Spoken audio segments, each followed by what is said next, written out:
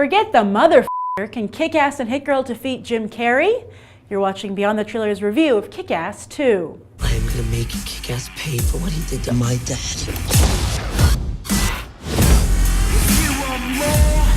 I'm building an evil army. Who is this guy? He's claiming to be the world's first real supervillain. My daddy made me promise I'd never stop defending this city. And that's exactly what I'm going to do. We gotta make this right. The anticipation's killing me. Considering the PR bomb that exploded in their faces right before Comic-Con, I was delighted that the press line for Kick-Ass 2 was the best one I attended out in San Diego. Turns out that as much as Jim Carrey doesn't believe in this film, citing over-the-top violence, his co-stars do, or maybe they care so much because he doesn't. Everyone from star Aaron Johnson to Christopher Mintz-Plasse to John Leguizamo took their time to intelligently and emphatically discuss the film with each outlet. But you know who wasn't there? Chloe Moretz, aka Hit Girl. If you think it's odd for the arguable breakout star of the film and comic book not to be in attendance promoting her sequel at the biggest genre event of the year, well, you're not alone. MGM and Screen Gems' Carrey was also left alone on the stage at Fanboy Prom, forced to rely on a multitude of posters scattered around the city instead of its flesh and blood star.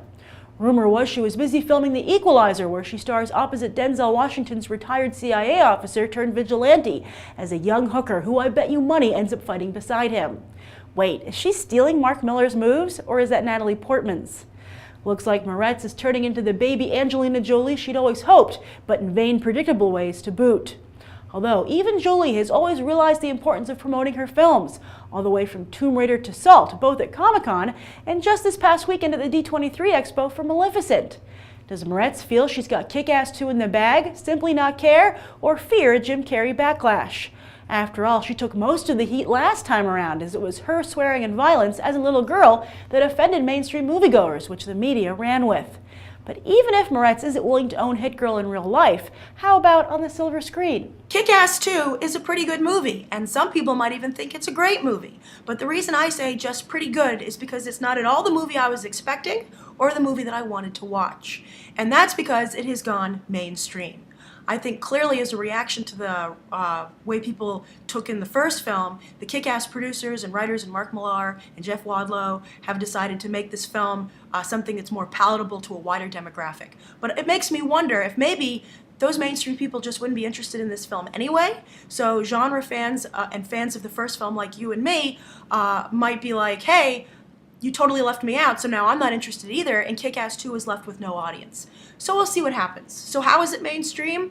Well, there's things like, for instance, that almost the entire film takes place during the day. And when it's not daytime, it's in a very well-lit room, which I think is a very odd choice for a superhero movie. I mean, when you take a look at the lighting and the camera movement as well, which were very, very run-of-the-mill, very mainstream, it wouldn't be out of place to say this was like shot like a television movie. It almost like Teen Beach movie, Disney Teen Beach movie, Percy Jackson. This could be on that level, I think, to some degree. It was made to be, very accessible. They just plant the camera down and let the film unfold in front of it, which is disappointing to me because inventive lighting and camera angles are not really a budgetary concern. It's just how far the director is willing to push his imagination and his crew. And so to not go there always is disappointing to me, even for a mainstream film.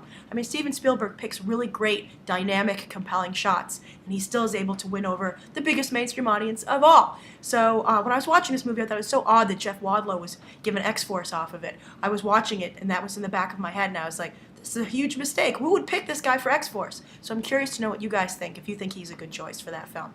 But also the other mainstream quality about it is that they've totally made the Hit Girl storyline kind of a superhero version of Ferris Bueller, which I can see why they would do that, but I don't like that they did that. That's kind of like how this movie goes for me. I can understand why they made every move that they did, but every time I kind of disagree. And my biggest complaint is because of these new restrictions and this new direction they've gone in, Kick-Ass 2 never reaches the sophistication or inventiveness of the first film.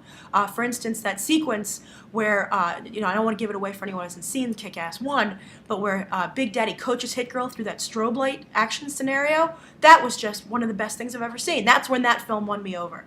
And also the follow-up assault on Mark Strong's headquarters also is never duplicated here. I mean, they try to, but they really don't. And I have two spoiler comments that I want to make, but I'll make those at the end.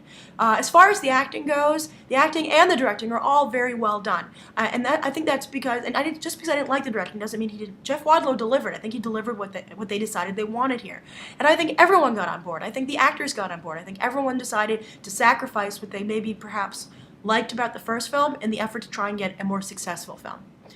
So, you know, you can't really fault them for that, or for trying at least. And also, so I thought that was good. As far as Jim Carrey, I thought he was good.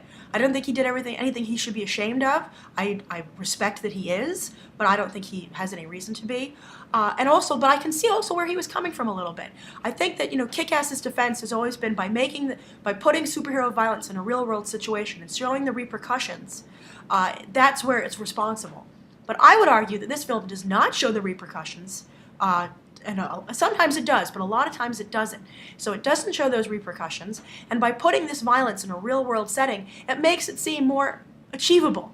So that is concerning to me. And just like you have people following Christopher Mintz-Plase's character in the movie, inspired by him, you know, it's worrisome that people will be inspired by watching the film in real life. You know, if you kind of to get a little meta here.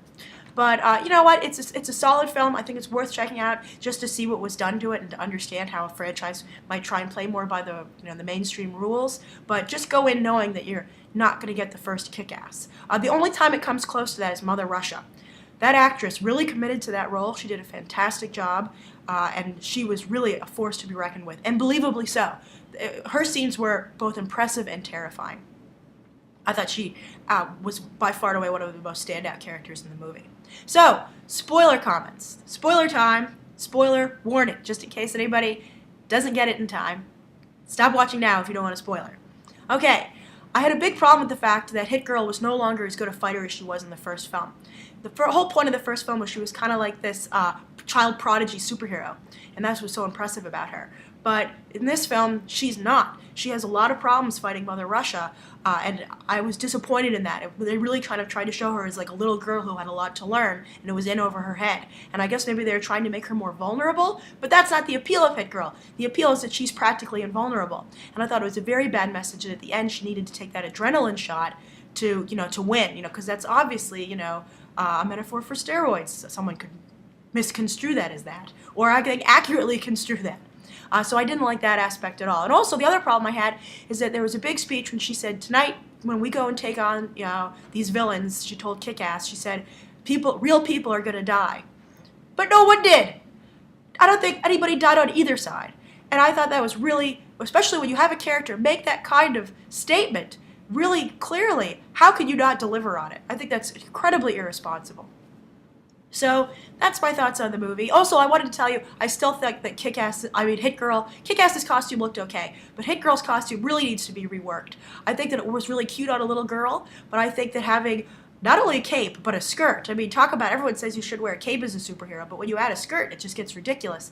But with the wig, the page boy wig, the cape, and the skirt, it all cut her off, and even the knee pads, it cut her off at really unflattering levels.